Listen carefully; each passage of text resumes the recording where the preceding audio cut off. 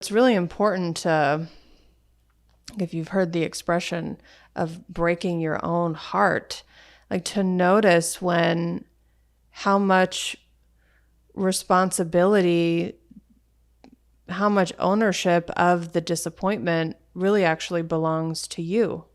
Welcome to the Weekly Transit, a podcast exploring the intersection of Western astrology and Jungian psychology. Astrology is a language that communicates how the planets and stars influence life on Earth, while psychology helps us navigate both conscious and unconscious experiences.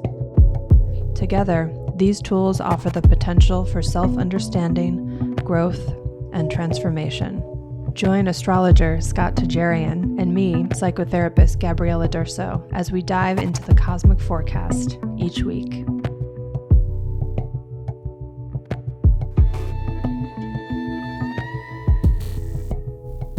Welcome to the Weekly Transit. This is the week of August 19th to the 25th.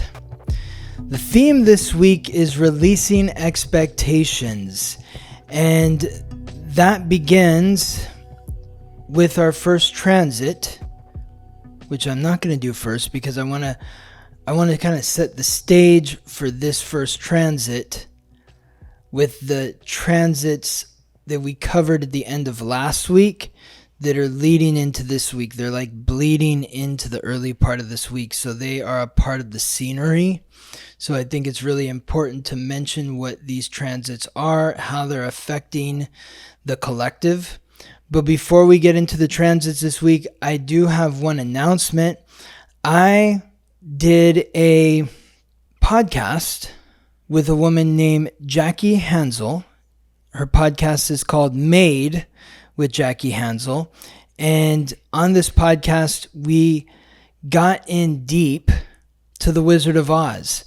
A few episodes ago, I'd kind of touched on The Wizard of Oz and how this is a film that really reflects what we're going through, or what we go through, what we're going through in our society. It's such a great metaphor for our reality.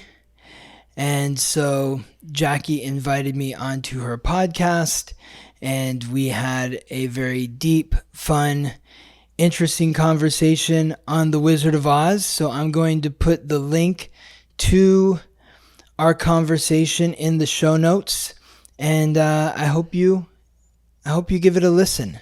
I really enjoyed the conversation, and I hope you will too. So as we lean into the week, there's two transits that we covered the end of last week that are carrying into this week, and they're a big part of this first transit that I'm going to cover. Now, the transits from last week were the Sun, the planet of light, life, and vitality, forming a conjunction with Mercury, the messenger of the gods, guide of souls to the underworld, the planet of consciousness, communication and coordination, transiting through retrograde. Mercury's retrograde, of course, transiting through the fixed fire sign symbolized by the lion Leo. This transit began around Saturday last week and is continuing until Tuesday of this week, with the exact conjunction occurring yesterday, Sunday, August 18th. At the same time of that transit is Venus, the goddess of love and beauty, the planet of relationships, forming a square, a stressful aspect from the mutable earth sign symbolized by the Virgin and ruled by Mercury, Virgo, forming a square with Jupiter, the planet of luck and expansion, Lord of justice, God of thunder, transiting through the mutable air sign symbolized by the twins, Gemini.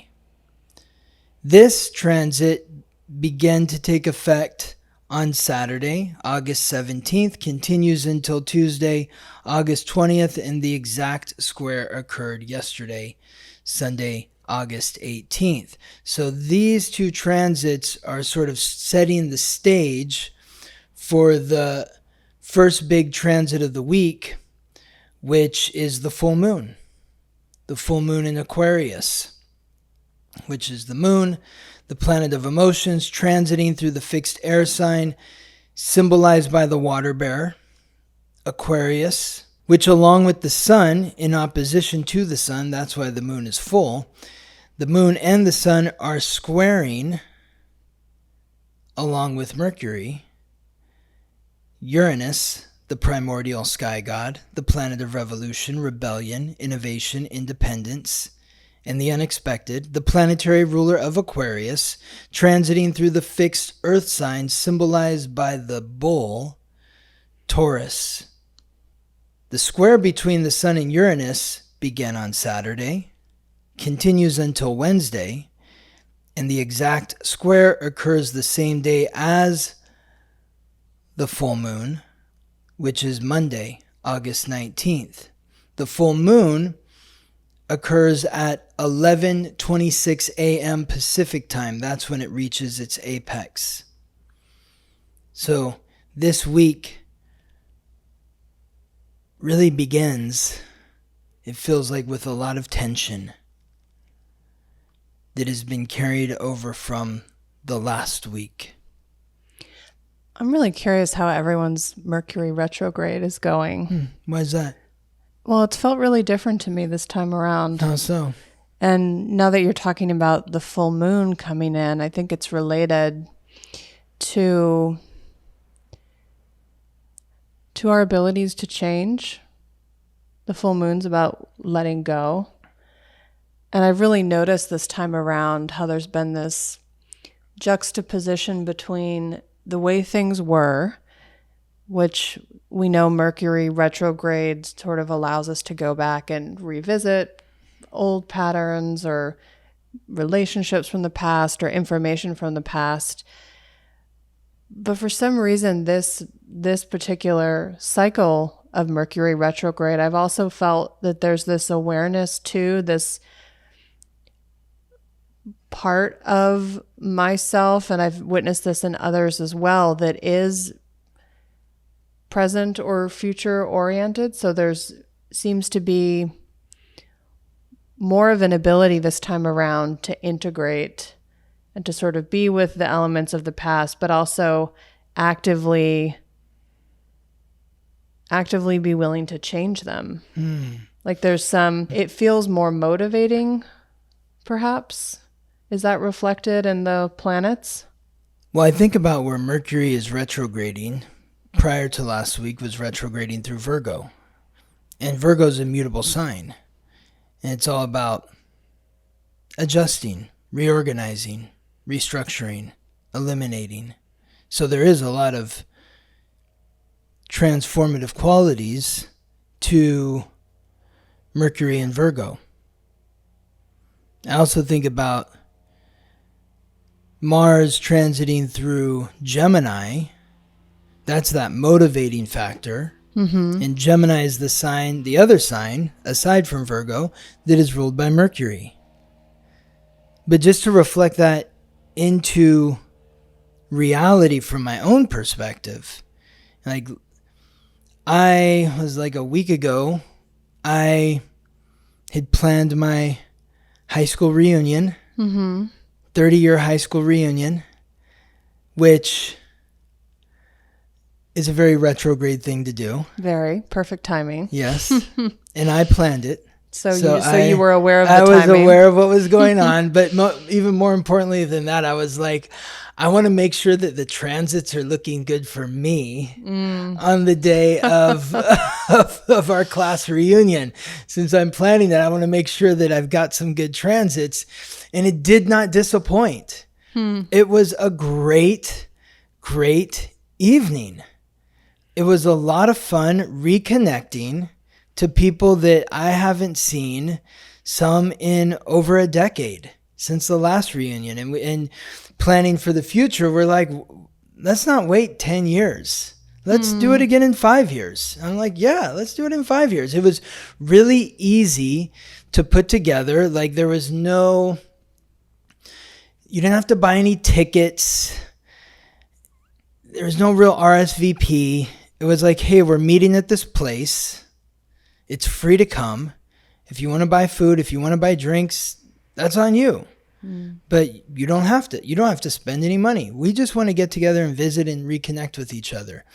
And it was a lot of fun, and it was very healing because I was able to reorganize my mind in how I thought about other people, mainly in how I thought they thought about me.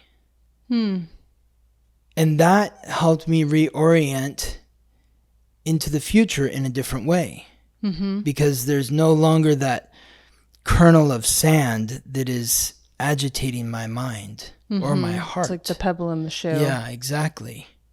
There was some things that were kind of been bothering me for a while with a couple people, but through the conversations, everything's cool.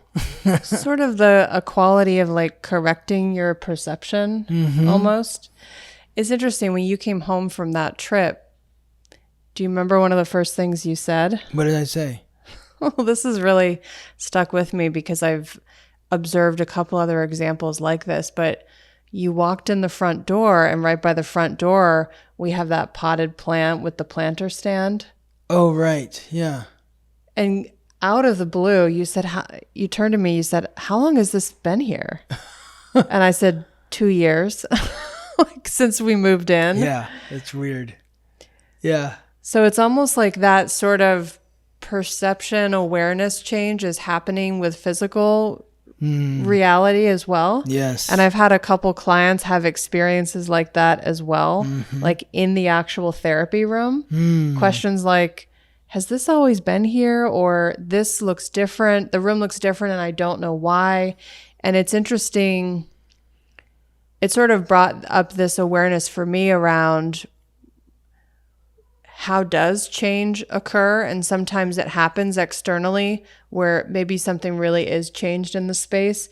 And other times the environment doesn't change at all, but you experience an internal change. And the way that you perceive the space, like you can see something that you didn't see before. And I find that just really fascinating to consider. Yeah, like when you change, your perception changes and you start to notice things that have always been there, but you didn't notice. Right. And it is interesting. I enjoy, traveling and being away from home because when you come home, you actually get to re-experience it for the first time in a way. Because you're a new version of yourself and you're coming back almost with fresh eyes. But I've just noticed this time around how this Mercury retrograde seems to have more of a healing quality in a way from my perspective, but also those insights or that information, I guess this is Mars and Gemini, is getting processed more quickly. Like I often experience with Mercury retrograde that things really, really slow down and that whatever those lessons are that you have to track back to, sometimes they feel like they're in slow motion. And you're like, okay, I get it. Can I move forward out of the discomfort? But this has felt a little lighter for me or more, and not just for me, just sort of in how I observe how it's showing up for others too. It's funny that you say that. And and that's valid for your perspective, but I'm just laughing because in my most recent moon cycle class that I had where we're talking about this full moon, one of my regular students was like, usually I'm just so chill about Mercury retrograde, but this time Mercury retrograde has done me so dirty. And so it's like, it just all depends on where Mercury retrograde is happening in your astrological code. There is no like a one-size-fits-all Mercury retrograde jumpsuit. It doesn't work that way. Each Mercury retrograde is different for every individual. It all depends on your astrological code. I guess what I'm tuning into, though, does feel more collective in the sense that Gemini frequency is sort of speeding up the rate at which lessons are occurring. Yeah, well, from that perspective, whether they're painful or positive, but there's just more movement. Part of that can also create friction with the Mercury retrograde. Like I was just talking to a client recently who is saying they are feeling so impatient,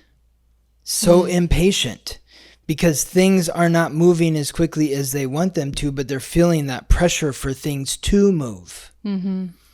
So there's a lot of different angles that you can look at Mercury, a lot of different perspectives in terms of how to view what's happening during Mercury retrograde. And so it feels though, collectively, what's happening from the end of last week into this week is sort of like a popping of the zit or popping the champagne bottle. It's like everything, there's this pressure that has been building from last week into early this week that needs to be released, and that is through the full moon. And it involves all of these aspects that we're talking about. I want to bring in two more aspects before we really get in deep to what this all means, because these other two, I can't really talk about the full moon without talking about the two previous aspects that we mentioned: the Sun conjunct Mercury retrograde, Venus square Jupiter in Gemini, Venus and Virgo squaring Jupiter in Gemini, and then the Sun, Mercury,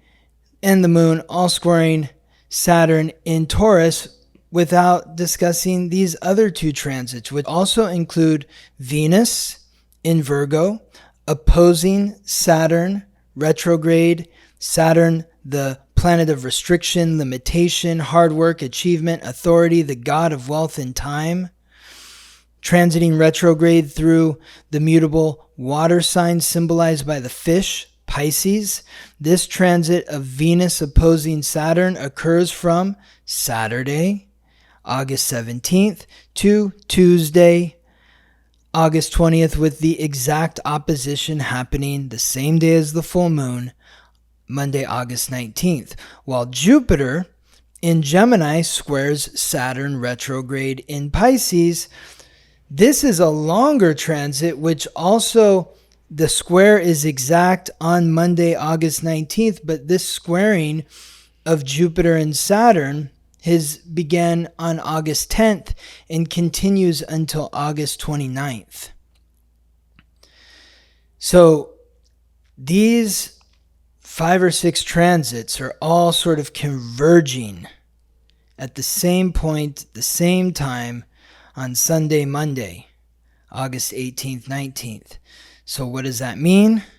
You'll have to tell me what's going on in your life, but from an astrological perspective, it feels very intense. And the intensity centers around your expectations of the community, the group, the club, the organization, the social network, the social cause, the village, the expectation of the community that you feel is put upon you. This is what we want to release during the full moon. We want to release it because the new moon, which occurred on August 4th, was about setting your intentions to open your heart, to have fun, to enjoy life. That's what the new moon in Leo was about. But in order to do that, it's like the new moon is setting the intention, but then you need to follow through after you've set the intention. Otherwise, it's like saying, I'm going to set the intention to clean the kitchen. And then a week later, the kitchen still hasn't been cleaned. When you say release expectations, is there a value judgment with that expectation part? Like, are we releasing like our critical expectations, or can you say more about the quality of the expectations? So let's think about Aquarius and Leo, because this is where the full moon axis is occurring. And of course, I got into this deep in my moon cycle classes, specifically for each individual in the class. The new class schedule is available for the next lunar cycle, which will be the new moon in Virgo. and the full moon in Pisces. Classes are on Monday, Wednesday, and Saturdays. Go to theweeklytransit.com and you can enroll there. If you're interested in learning how the next lunar cycle is affecting you and what you can do to really work with this energy in a way that is most beneficial for you.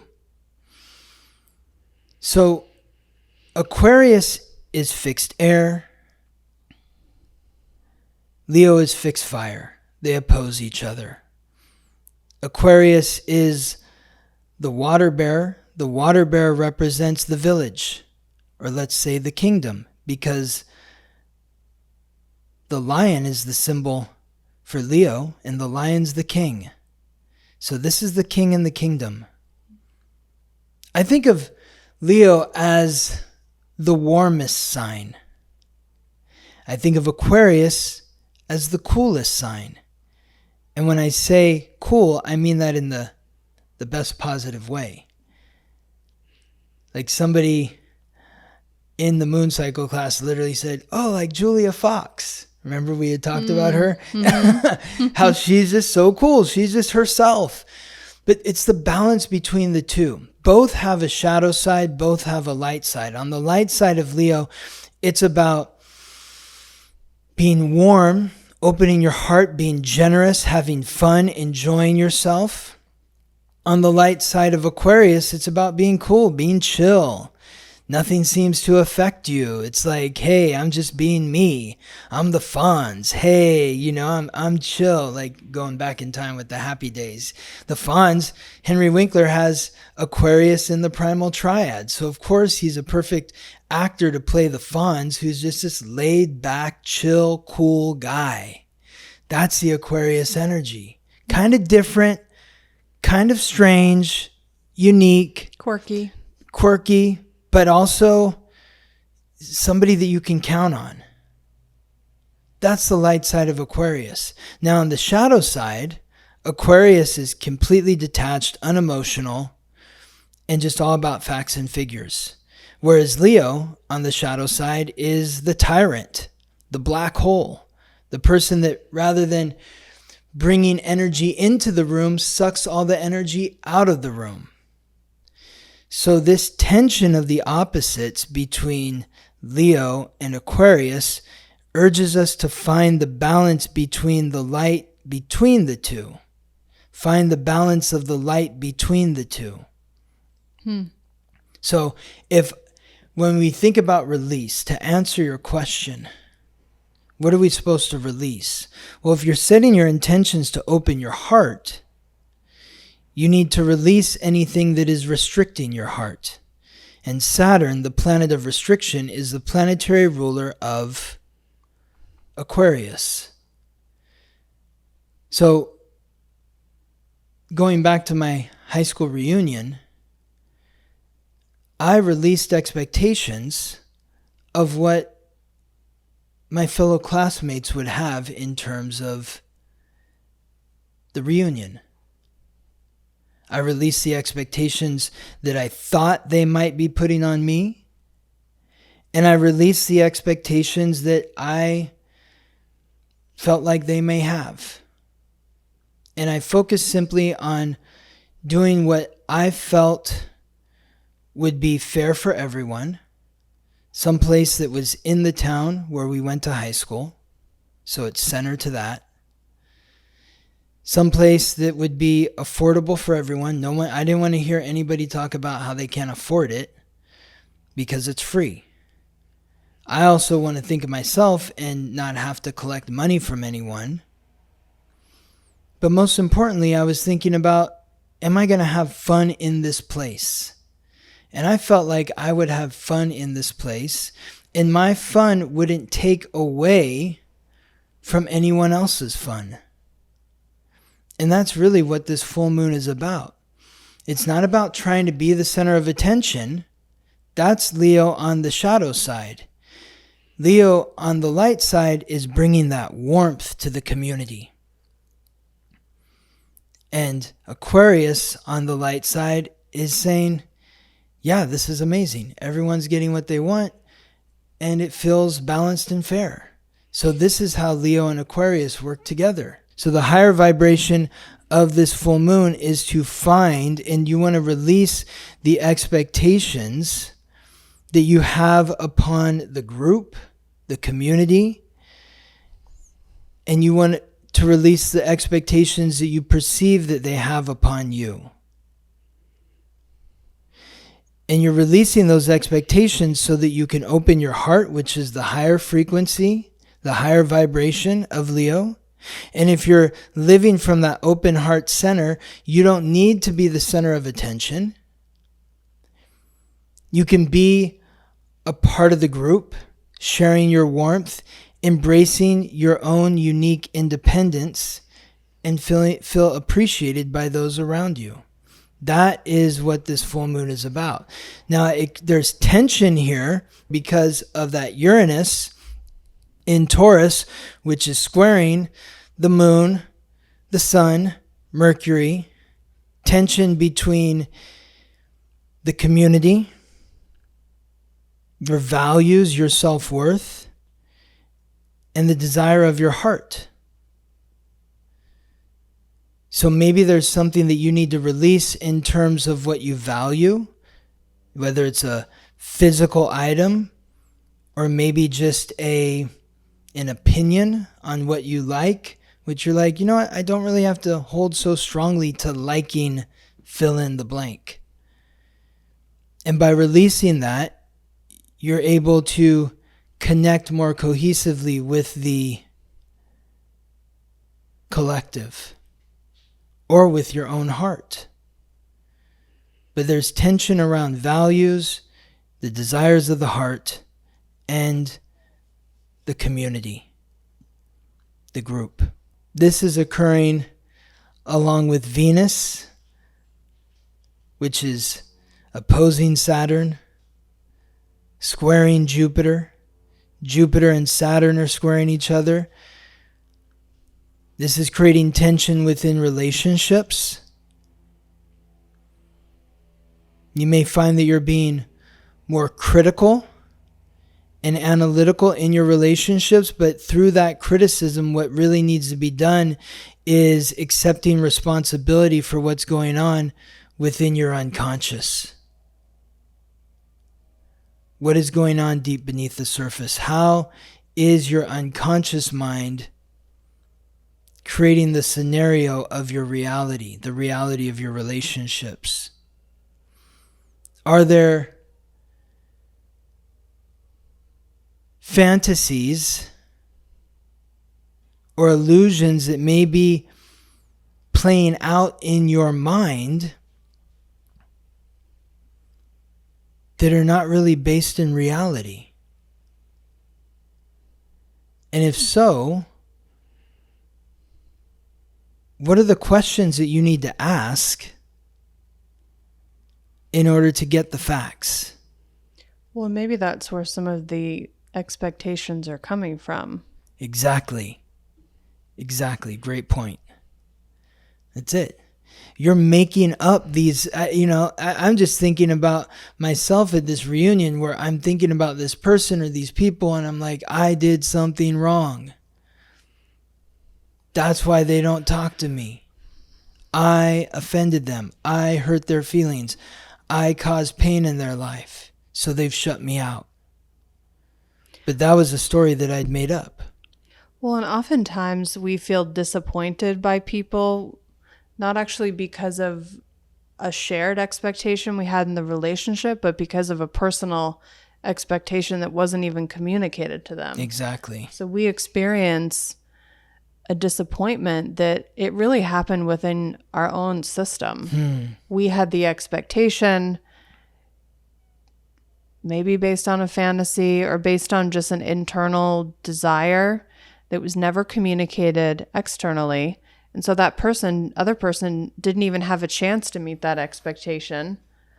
And so of course they've not met the expectation. And then we go into this pit of despair that we created the whole cycle. Exactly. And when you're in that pit of despair, because you've created this expectation of someone else, that was not communicated with them, so they don't even know that that's expected of them. Your heart is closed. Mm-hmm. And this work, this full moon, is about opening your heart further. The heart needs to be open. In order for the heart to be strong, it has to be open. Recently was the Summer Olympics, and I find it so interesting. I don't think it's an accident, but that the Summer Olympics occur when the sun is in Leo. Because Leo rules the heart. And nobody ever said, no announcer of the Olympics ever said something like, wow, Simone Biles, she has such a tiny, closed heart. That is why she's such a great competitor. Nobody ever said that. People are always talking about, they have such a big heart. Their heart is so strong. Look at all the adversity they have been through their lives. They grew up with this family trauma, or they broke their leg 17 times and they're still running. Whatever it was, like, they continue. They have the heart of a champion. And what is the medal that is associated with Leo? Gold. Exactly. And that's the medal that every athlete wants to win in the Olympics. Well, and another reason the Olympics are during Leo season is because it's so much about performance and theatrics too. For sure. Mm-hmm. Yeah, being the center of attention, being in the spotlight. Mm-hmm. Yeah, absolutely. There's drama to the whole, like, that's the theatrics. It's not just the drama of the actual event and like the excitement of who's going to win, but it's like the drama and the hype leading up to the event when they're going into the stories about the different athletes and all that they've experienced to get to this point, to get to the Olympics. There always seems to be some sort of dramatic backstory to the main event. So as the sun continues through Leo, these last few days, we want to open our hearts further so that our hearts can be stronger, so that we can remove those little splinters that seem to be piercing our heart, which are those expectations that are restricting our heart from opening. Because we're off in some fantasy where we have this expectation, or we're missing what the other person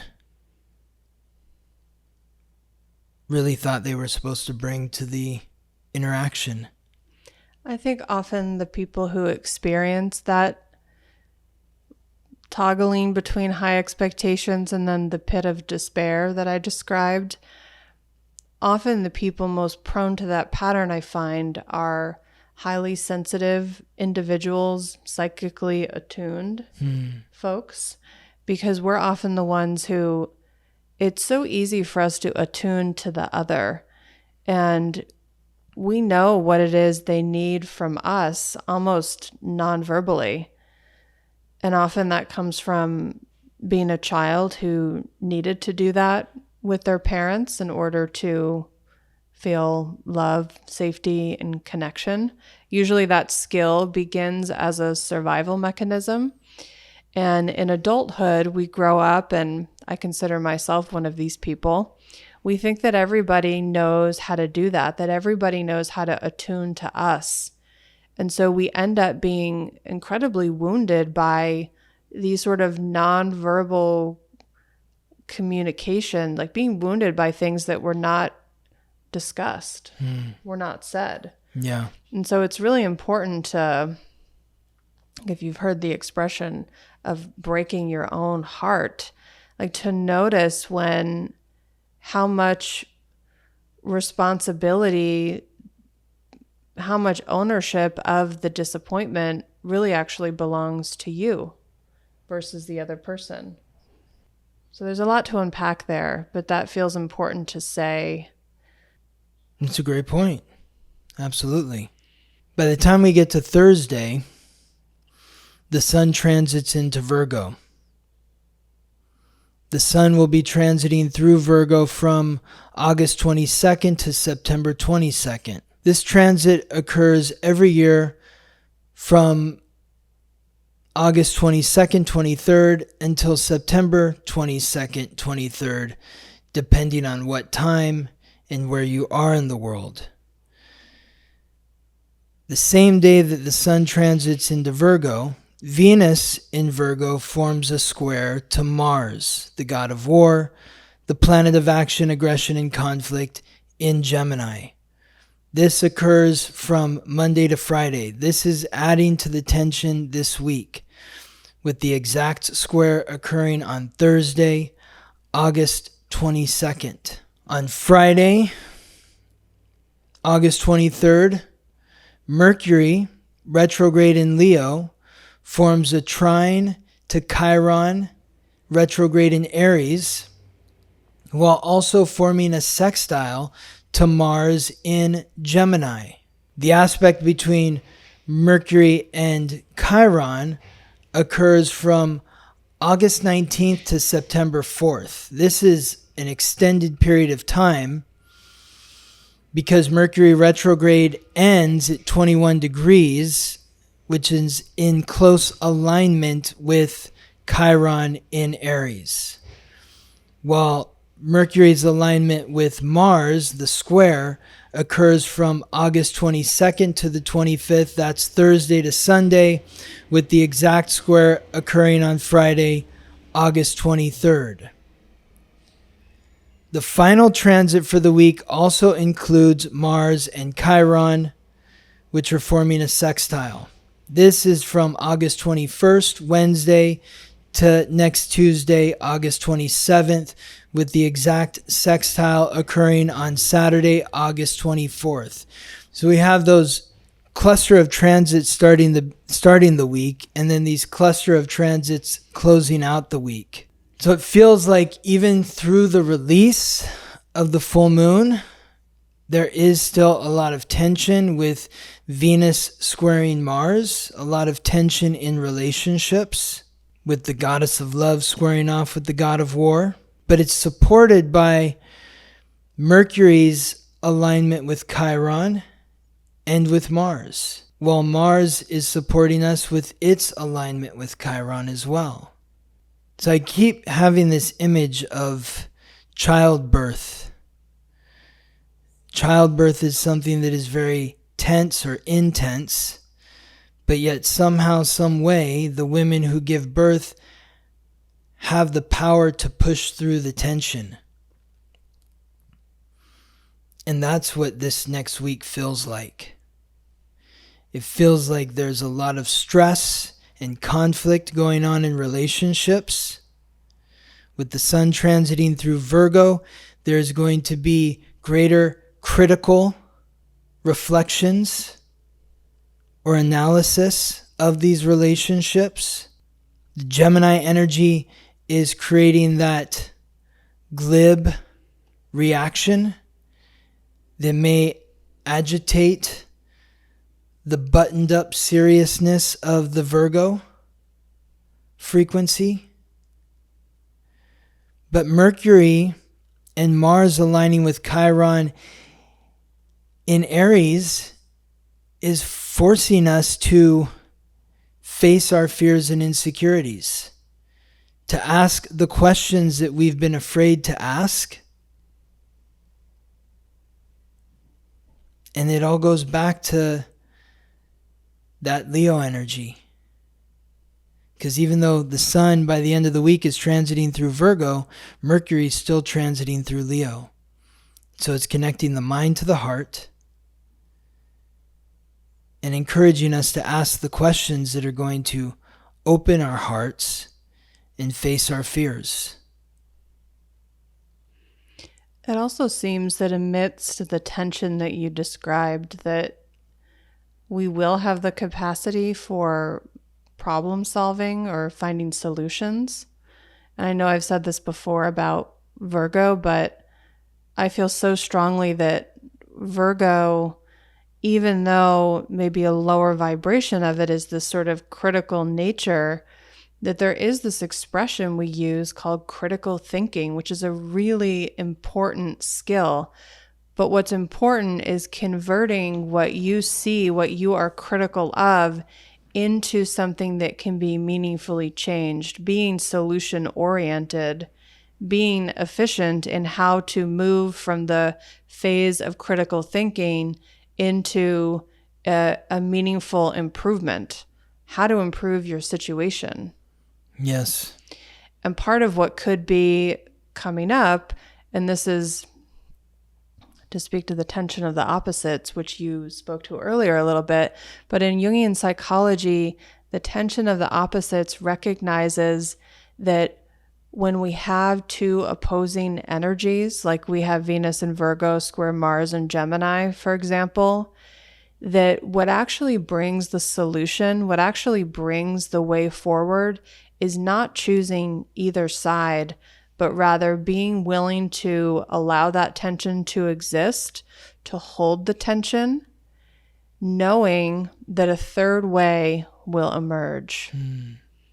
So I encourage anyone who's feeling the tension this week, to the best of your ability, holding it, being with it.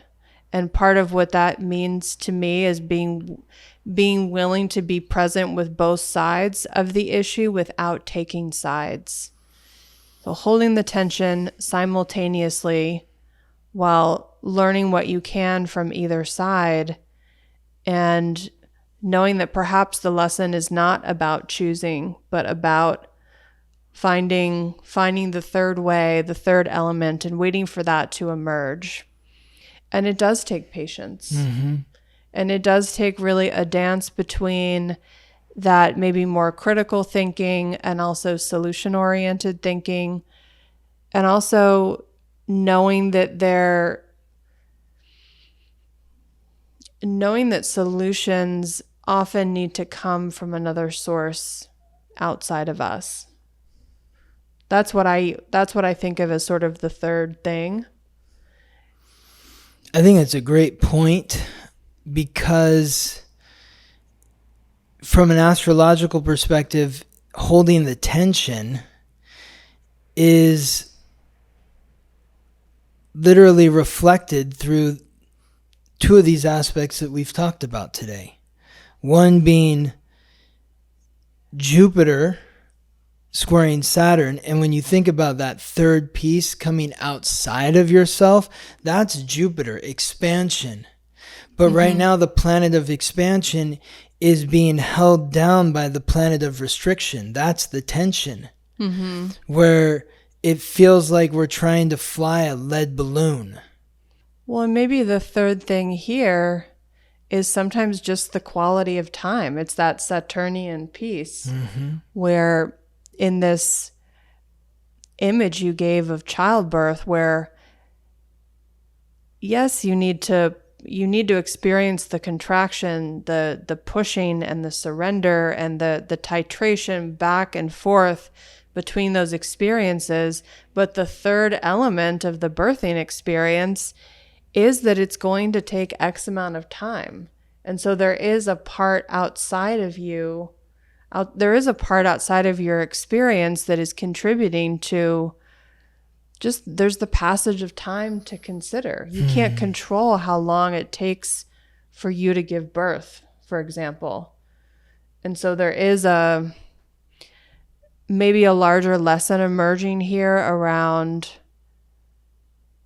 how much of change is, coming back to something I mentioned earlier, how much of change is an internal experience versus a co-creation with an external source.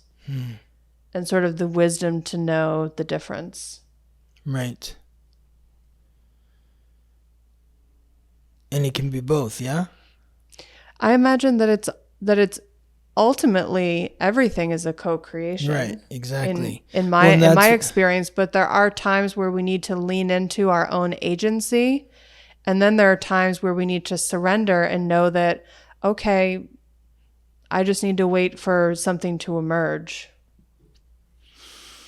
I mean, it sounds like what you're describing is Saturn in Pisces squaring Jupiter in Gemini. And because one is the conscious, the other is the unconscious. One is outside of us, the other is inside of us. And like you said, Saturn is time. So I think this, all coupled with Mercury retrograde, is encouraging us to slow down. And then you have the aspect between Mercury and Chiron, which is also holding that tension, even though maybe it's more of a positive tension because it's fire. But that's from August 19th to September 4th.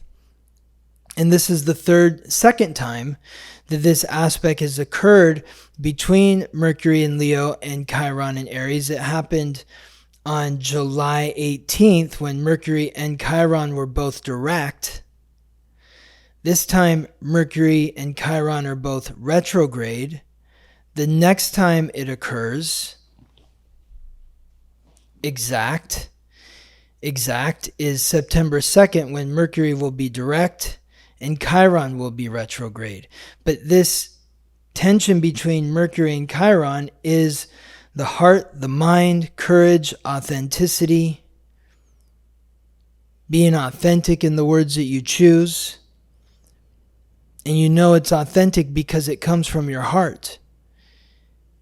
It feels good to say it, even if it also feels painful.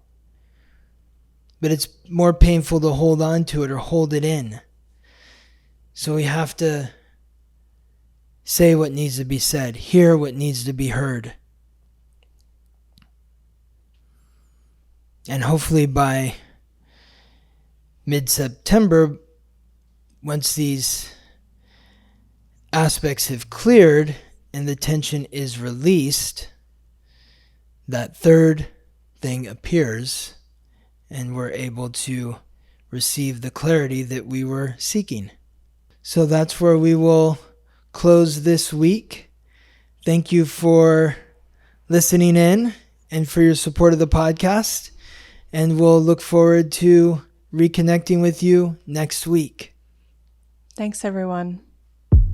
Thank you for listening to the Weekly Transit.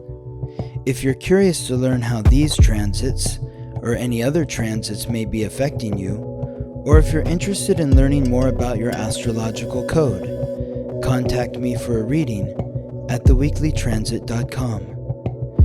If you're interested in delving into the world of psychotherapy with Gabriella, you can schedule a consultation with her at GabriellaDurso.com. That's GabriellaDurso.com. Support for the podcast can be done through a monthly contribution on Spotify, rating us 5 stars, subscribing to our channel on YouTube, or writing a favorable review on Apple Podcasts. We are grateful for your support. This episode was produced by me, Scott Tajarian. Music written by Ben Leinbach from Listen Deep by Amber Herzog-Lyman. Wishing you all the best as you ride the planetary waves.